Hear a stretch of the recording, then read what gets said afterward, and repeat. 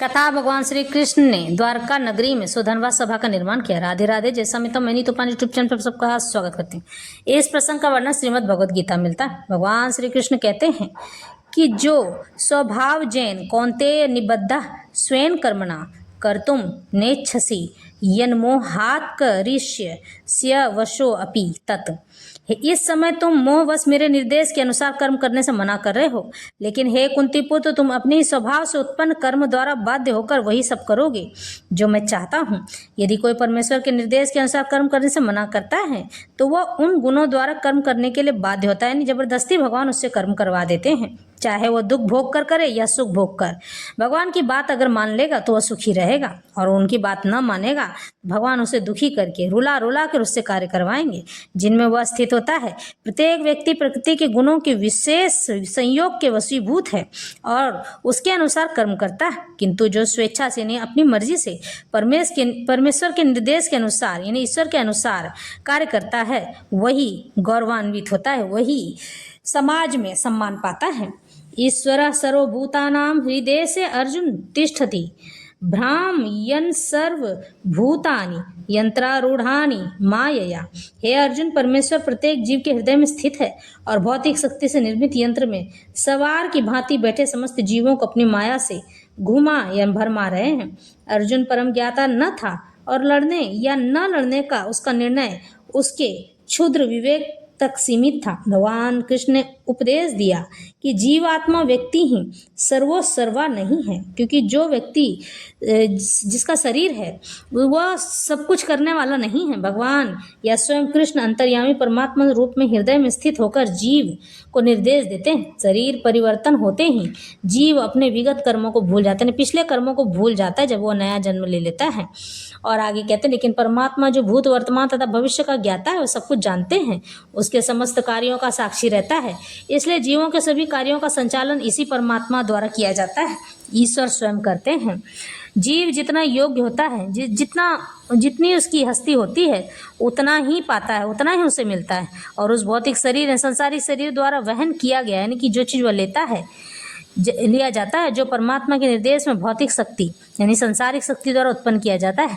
ज्यों ही जीव को किसी विशेष यानी कि मनुष्य को किसी विशेष प्रकार के शरीर में स्थापित कर दिया जाता है, वह शारीरिक अवस्था के अंतर्गत कार्य करना प्रारंभ कर देता है। यानी कि जब कोई आत्मा यानी कि सूक्ष्म शरीर जब नया देह धारण करती है तब वह वही कार्य करती है जो उस जीव के भाग्य में लिख दिया जाता है, नियति में लिख दिया जाता है, क्योंकि नियति पहले से निर्णय तय करके आ चुकी होती है। अत्यधिक तेज मोटर कार में बैठा व्यक्ति कम तेज कार में बैठे व्यक्ति से अधिक तेज जाता है, भले ही जीव अर्थात चालक एक ही क्यों न हो।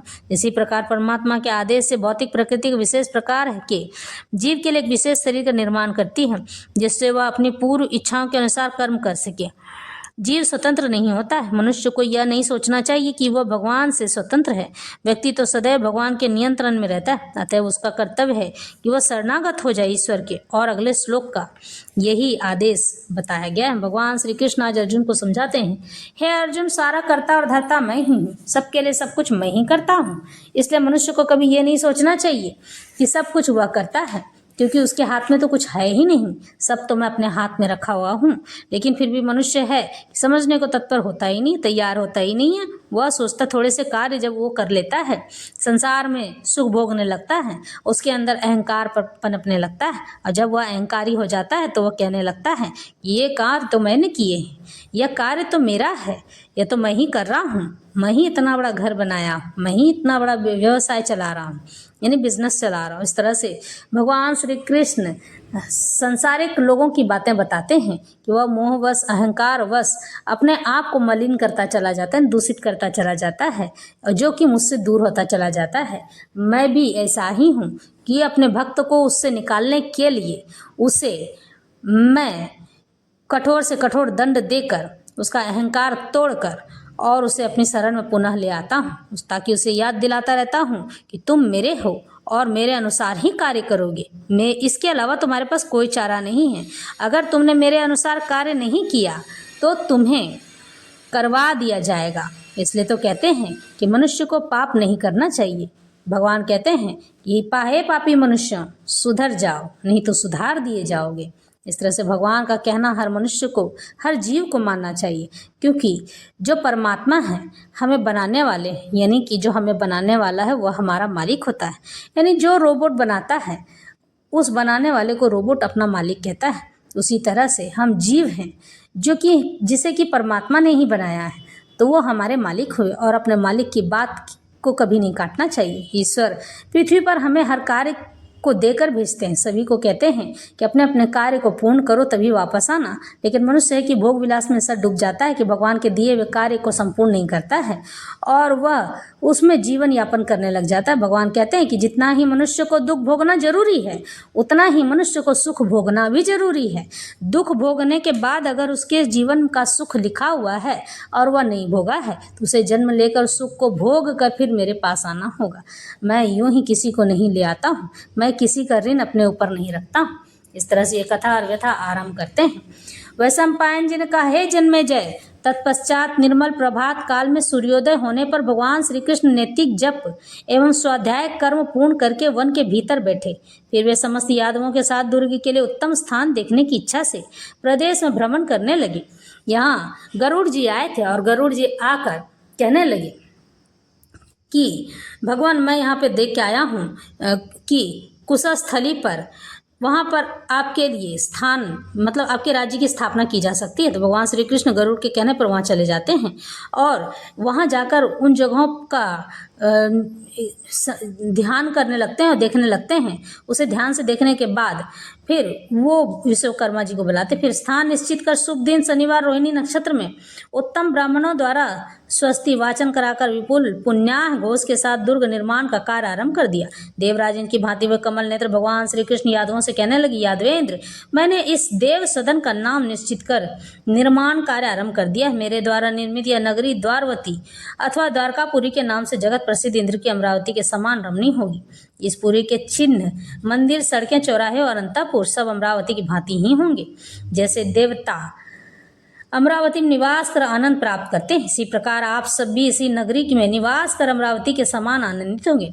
उसके बाद एक शुभ दिन तिथि तथा शुभ मुहूर्त में उत्तम ब्राह्मणों को बुलाकर उनका पूजन किया और सूत लेकर भूमि मापना शुरू कर दिया और वास्तुदेव का पूजन आदि कर्म विधि पूर्वक संपन्न कराने नगरी का निर्माण कीजिए। उत्तम कारीगरों से वैकुंठ धाम जैसी और यहाँ सभी अमरावती के समान सुंदर मंदिर का निर्माण, जिससे यहाँ के मनुष्य मेरा और यदुकुल का विधि पूर्वक दे सके। सुनकर प्रभु विश्वकर्मा ने कहा, यदुकुल नंदन श्री कृष्ण, आप जिस प्रकार की नगरी यहाँ बनवाना चाहते हैं कारीगरों ने उसके लिए भूमि पर्याप्त नहीं है। मैं चाहता हूँ कि यदि इस भूमि का विस्तार हो जाए तो यहाँ चारों ओर समुद्र मूर्तिमान होकर विचर सके। यदि जल के स्वामी समुद्र अपने जल को समेट कर कुछ भूमि दे दें, चार द्वार पूरी भली भांति विस्तृत होकर शुभ लक्षणों से संपन्न होगी। विश्वकर्मा के वचन सुनकर श्रेष्ठ श्री कृष्ण जो पहले ही समुद्र से भूमि कारीगर भवन के निर्माण कार्य में चुके हो गए, तो श्री कृष्ण चिंतित होकर विचार करने लगे, इस पुरी का निर्माण शीघ्र से शीघ्र किस प्रकार किया जाए। विचार का स्मरण मानते हैं तो मेरे कहने से हृदय में देवताओं के प्रजापति जलाशय में अपने जल स्मरण को समेट लो। तब श्री कृष्ण तुम्हारे जगह देने से यहाँ बनने वाली चिंतन द्वारकापुरी का चिंतन मात्र से प्रभु विश्वकर्मा उनके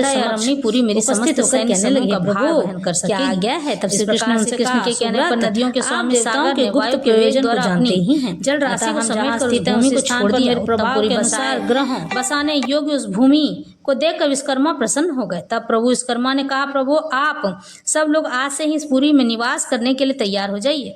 मैंने मन के संकल्प से इस पुरी का निर्माण कर दिया है जो कि अल्प समय में प्रकट होने वाली है। इसके दरवाजे अत्यंत सुंदर होंगे। टीले, परकोटे और अट्टलिकाएं इस पुरी को केयूर भुजबुंद के समान सुशोभित करेंगे, जिससे पूरी संपूर्ण पृथ्वी को की चोटी के समान प्रतीत होगी। प्रभु विश्वकर्मा ने देव पूजित इस स्थान पर श्री कृष्ण के लिए विशाल अंतःपुर का निर्माण किया, जिसमें स्नान आदि के लिए अलग अलग कमरे बने थे। इस प्रकार वैकुंठ धाम के समान उस उत्तम और रमणीय पुरी में यादवों सहित श्री कृष्ण निवास करने लगे। आकाश के चंद्रमा की भांति श्री कृष्ण उस पुरी की शोभा थे। इंद्रपुरी के समान द्वारकापुरी का निर्माण कर देव विश्वकर्मा श्री कृष्ण द्वारा सम्मानित हो स्वर्ग को चले गए। तत्पश्चात आत्मज्ञानी भगवान श्री कृष्ण ने विचार किया कि यदि मैं यहाँ के निवासियों को लक्ष्मी से तृप्त कर देता तो कितना अच्छा होता। यही विचार करके गोविंद ने कुबेर के साथ रहने वाले निधियों में उत्तम निधि संघ का रात्रि के समय अपने भवन में आह्वान किया। भगवान के आह्वान करते ही वह उत्तम निधि संघ श्री कृष्ण के चरणों में नतमस्तक होकर कहने लगा, प्रभु आज्ञा दीजिए, कौन सा कार्य करना है। तब भगवान श्री कृष्ण ने शंख नामक उत्तम गुम्हम से कहा, इस नगर में जो निर्धन या अल्पध धन वाले मनुष्य उनको धन देकर परिपूर्ण कर दो।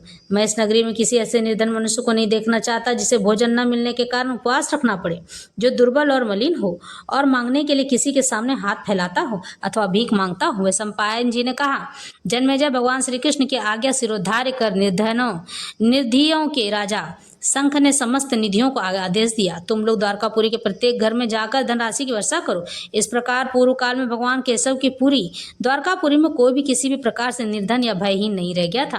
तत्पश्चात पुरुषोत्तम भगवान श्री कृष्ण ने द्वारका में स्थित होकर वायु देव का आह्वान किया। समस्त भूतों के प्राणों के योनि रूप देवताओं के गुप्त प्रयोजन को हृदय में धारण किए हुए श्री कृष्ण की सेना में उपस्थित हुए और बोले, भगवान कहो क्या आज्ञा है? देवताओं के दूत की भांति मैं आपका भी दूत हूँ, मुझे आपकी क्या सेवा करनी है, कहिए। तब जगत के प्राणी मूर्तिमान वायुदेव को अपने सामने उपस्थित देख श्री कृष्ण ने उनसे कहा, मारुत जाओ, देवताओं सहित देवराज इंद्र का आदर कर उनकी अनुमति से देवताओं के यहाँ से सुधर्मा नामक सभा को उठाकर यहाँ ले जाओ। इस प्रकार श्री कृष्ण की आज्ञा ले वायु देवता अपनी समान गति से स्वर्ग लोक पहुंचे। वहां पहुंचकर देवताओं को आदरपूर्वक श्री कृष्ण का संदेश सुनाया और उनकी अनुमति लेकर सुधर्मा सभा को लेकर पुनः पृथ्वी लोक पर आए तथा वह सुधर्मा सभा श्री कृष्ण को प्रदान कर अंतर्ध्यान हो गए। श्री कृष्ण ने द्वारकापुरी के मध्य भाग में उस सुधर्मा सभा को स्थापित किया। जिस प्रकार देवताओं की सभा स्वर्ग में स्थित हो है, उसी प्रकार यह सुधर्मा सभा यादवों की सभा हुई।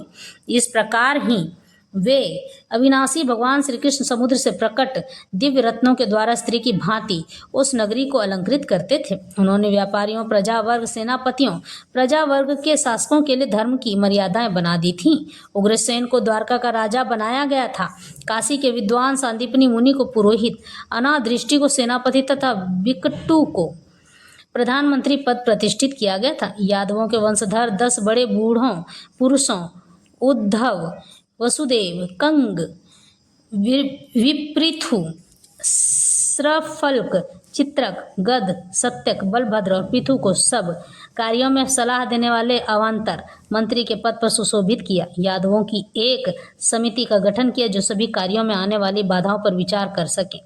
दारुक को श्री कृष्ण ने अपना सारथी बनाया। सत्यकी को समस्त सेनाओं का प्रधान घोषित किया। इस प्रकार द्वारका में वैधानिक व्यवस्था बनाकर श्री कृष्ण यादवों सहित द्वारकापुरी में आनंद पूर्वक निवास करने लगे।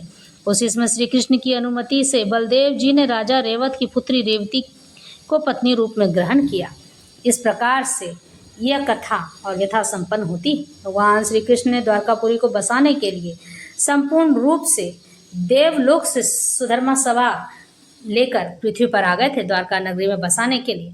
द्वारका नगरी बड़ी ही रमणीय नगरी थी, यानी बड़ी ही सुंदर नगरी थी। उससे ज़्यादा वैभवशाली और सुंदर नगरी कोई भी नहीं था। द्वारका नगरी को बसाने के लिए भगवान श्री कृष्ण ने बड़े ही परिश्रम किए थे और द्वारका नगरी में सभी रानियों के लिए अलग अलग महल था। यानी 16,108 रानियां होने के कारण 16,108 रानियों का महल था।